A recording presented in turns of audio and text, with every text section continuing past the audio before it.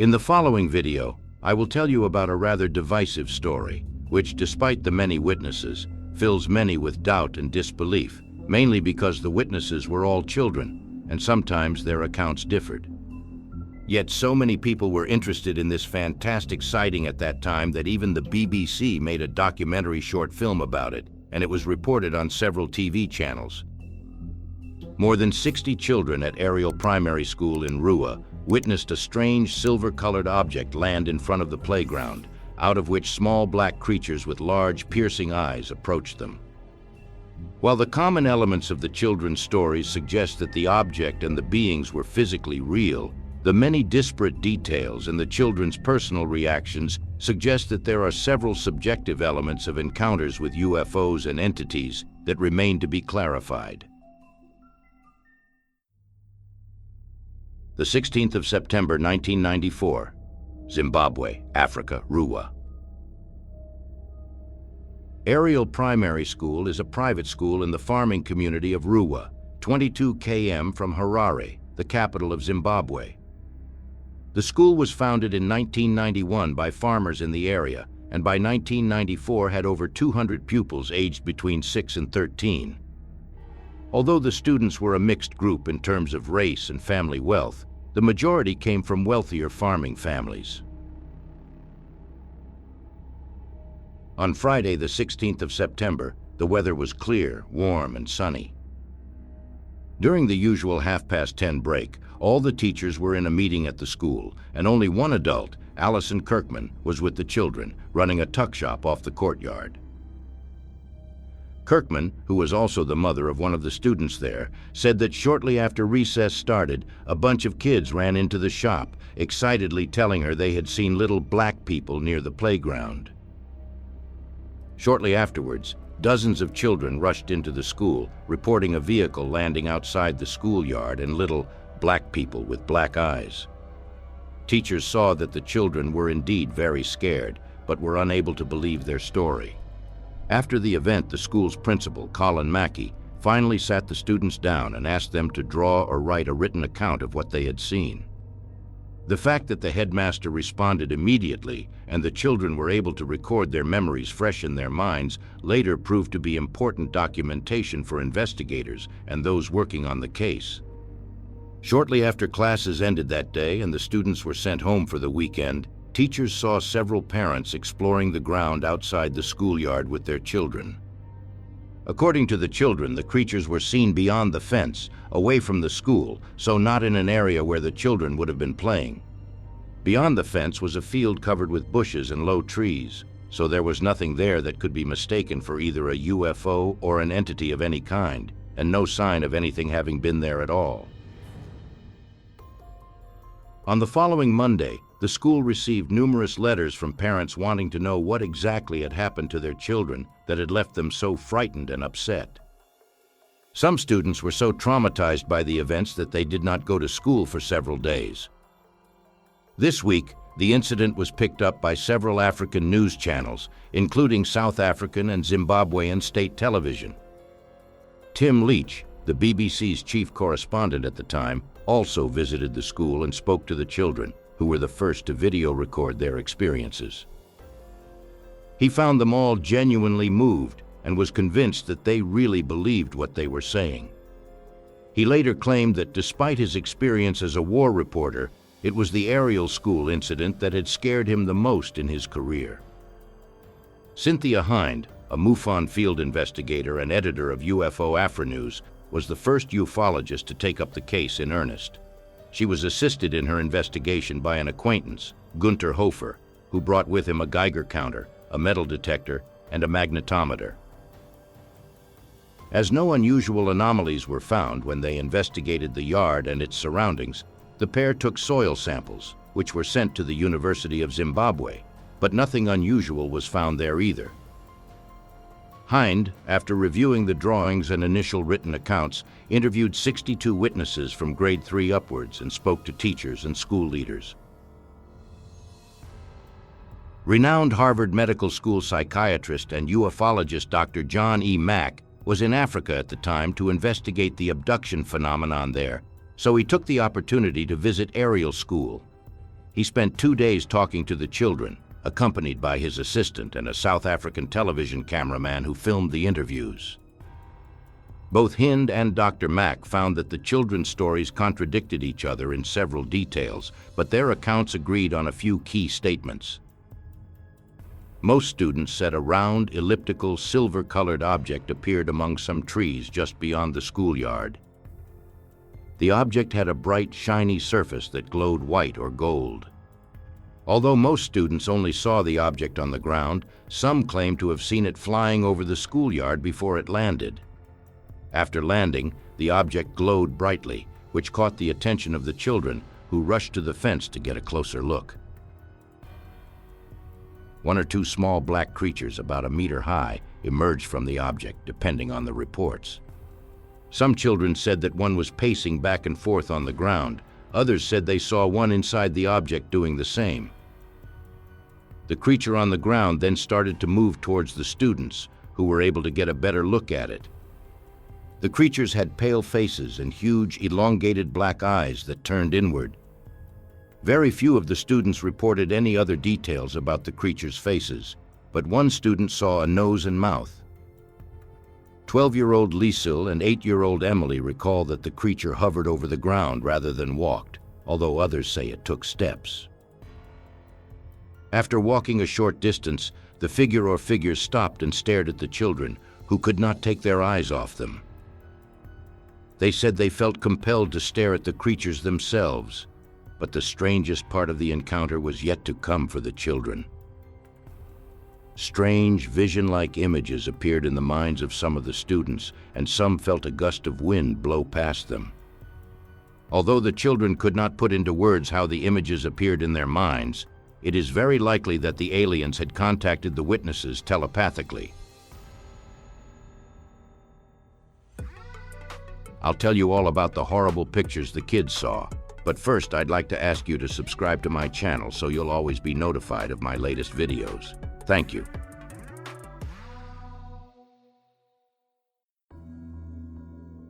So what were these alarming images? Images of a massive environmental disaster appeared in the minds of several children. Lucille said she had a vision of planet Earth, where all the trees had been cut off, leaving no air to breathe, and a warning that humans were destroying the planet. Their thoughts were in fact a rapid succession of still images with scenes of environmental crisis, suggesting that we should use our technology more responsibly. Another student saw visions of polluted oceans, and a student called Emma saw images similar to Emily's of the destructive use of our ever-evolving technology and was told, I quote, "We must not get too technologized." An 11-year-old girl, Salma, held Emma's hand throughout the encounter, but she has no recollection of any communication at all, although she felt the creature was looking into her soul as she put it into words. Both Emily and Salma claimed that for the duration of the encounter they felt as if time had passed differently, and that Salma could not break eye contact with the creature. After staring at each other for several minutes, the encounter ended abruptly, and the alien simply disappeared. Although at least one student said he saw the creatures crawl back inside the object and fly away again, most claimed that the creatures and the UFO simply disappeared in the blink of an eye. According to Emily, this happened just as the bell signaling the end of the break rang and her sense of reality returned. Although many of the students agreed on these details, there were significant differences and sometimes even contradictions in their stories. Some students reported seeing the black creatures but not the silver object. Others described the object in vivid detail but could not remember the creatures. Some students did not see anything at all. Other students swore they saw a lot of objects flying in the air. Others insisted they saw only one. As Hind said, although the majority of students described the object as some kind of spaceship or vehicle, they could not agree on its appearance. Students drew windows, doors, lights, cockpit, landing gear, and many combinations of the above in different ways. 2 boys said that the object had black and green stripes. Others said it was surrounded by a platform on the outside, and another student drew it as red. But most agreed that it was elliptical. There were also various reports on the landing of the object. Several students saw flashes of colored lights overhead just before the sighting, and at least 2 students claimed to have heard loud noises in the sky. One student even described a flute-like sound, and another claimed to have witnessed the UFO and several smaller objects flying along the power lines near the schoolyard before landing in the field. He said they flew overhead with flashing red lights, then disappeared several times and reappeared elsewhere in the sky before landing. Incidentally, other students also drew a picture of the object flying overhead. There was more agreement about the appearance of the aliens, but here the accounts differed too. Some described the figures as having long black hair, while other students claimed that the creatures had no hair at all. One student described the creatures as small, chubby people with long, straight hair, although Emily described them as creatures with long necks and spindly limbs. Still other witnesses said the creatures wore form-fitting clothes or shiny suits, while others said they were completely naked with black skin. One child claimed that the figures looked just like a shadow. Although most teachers were initially very skeptical about the children's stories, it later became clear to them how deeply the event had affected the students. According to the principal of Ariel School, the children did indeed see something, but he maintains that some of their memories are a product of their imagination. Other teachers were more open, however, because they considered it impossible that, with such a large number of witnesses, everything was a figment of the imagination, and that all those involved had experienced the encounter in a particularly dramatic way. What both the more skeptical and the more open-minded teachers agreed on was that the students could not have faked the hysteria they had that morning when they rushed into the canteen in the school building, and that there was no way that more than 60 children could have been forced by anyone to play the same prank. Hind and Dr. Mack thought so too, both convinced that the students had shared a real, authentic experience with them, and that it was not impossible but highly unlikely that they had colluded. Dr. Mack said the children were perfectly sane, ordinary people who feared he would think them crazy if they told him their stories. He found that the children told him about their experiences with a poignancy that only those who had actually lived through what had happened to them could. Lucille told Mack that when she returned home that day, she felt terrible inside and described feeling anxious that people were not treating the environment with enough respect. But it wasn't just children who were noticing unusual phenomena in the area at that time, as there were numerous reports of strange, unexplained things. On the morning of the after-school events, a woman whose farm was not far from the school saw an orange ball of light outside her poultry yard. And a day earlier, a mother and her son reported that a spaceship appeared in front of their car at about the same time that 3 students from Ariel saw a cigarette-shaped object hovering over the schoolyard. This was preceded by a sighting of huge lights seen by thousands of people in East Africa a day earlier. Many of these sightings were probably due to a meteor shower in the area, but Hind has received calls and letters from a number of people, all claiming to have seen a fireball with a plume of sparks and small lights. The researchers believed that, like other incidents, the Ariel School incident was part of a wider wave of sightings.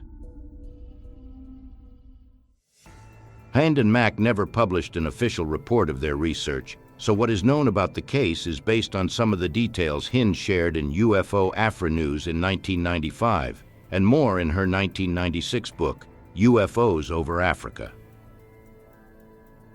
Dr. Mack was run over by a drunk driver in 2004 before he could publish his book on the incident, but after his death, his family set up the John E. Mack Institute, through which they invited filmmaker Randall Nickerson to make a documentary about the incident. The film featured Tim Leach, as well as some of the school's students who were in their mid-20s at the time. The film was released in 2022, and you can watch the official trailer on the YouTube channel, Ariel Phenomenon. You can find the link in the video description. For most children, this third type of encounter was a dark and scary experience. One student said the creature looked evil, as if it wanted to come and take the children. Many of the younger children said they were afraid that the little people would eat them. There is no doubt that the students at Ariel School saw something unusual that Friday, but what it was is still unclear. In many respects, the creatures matched the now stereotypical depictions of gray aliens. In others, they were very different in many accounts, for example in terms of hair, stocky or chubby bodies, and black skin or bodysuits. Only the height of the aliens, roughly around 1 meter, is the same in all eyewitness accounts. Perhaps many of the discrepancies in the children's accounts were due to the shock of the phenomena, so that they could not recall exactly what they saw. It is well known that the human memory can be extremely faulty when memories are formed under stressful and traumatic circumstances. According to ufologist John Keel, aliens or even UFOs can somehow manipulate their appearance, or just how we perceive them. Years later, many of the students contacted by Nickerson and other journalists say it was a powerful and transformative experience that changed their openness to new ideas and their overall sense of purpose for life. Salma, for example, later graduated with a degree in international relations and human rights and says the experience taught her to believe in her own experience, regardless of what people think of it. Lucille became a social worker and said that since the incident she felt obliged to give something to people and, as she put it into words, do her bit. Emily started making artwork, often featuring otherworldly figures. Dr. Mack experienced similar things in children. Many witnesses grew up looking for work that was helping, taking better care of the environment, and becoming more spiritual in their outlook on life. In his opinion, it is hard to imagine that students would have been changed by a misperception or an imagined event, and even more so if the incident was merely fiction. More than 28 years have passed since the incident, and none of the former children, now adults, have retracted their stories or admitted that it was a hoax, which is a strong argument for the veracity of the accounts. But nothing has convinced the skeptics that a real event took place on that particular Friday. Neither the number of witnesses, nor the subsequent emotional changes in them, nor the perception by other witnesses of strange anomalies in the days before the incident. They are convinced that if anything happened, it was merely a mass hallucination. Well, I don't know what you think about it, but in the case of 62 witnesses, I find that much harder to believe than the veracity of their actual accounts. However, witnesses such as Salma, Lucille, and Emily continue to speak regularly about their experiences at public events on various media platforms and openly admit that this incredible encounter did happen to them. So much for the story of the Ariel School UFO incident. In the comments, please be sure to let me know what you think about what you heard. Subscribe to my channel, check out my previous videos, or like the video if you liked it. Thanks for your attention. Bye.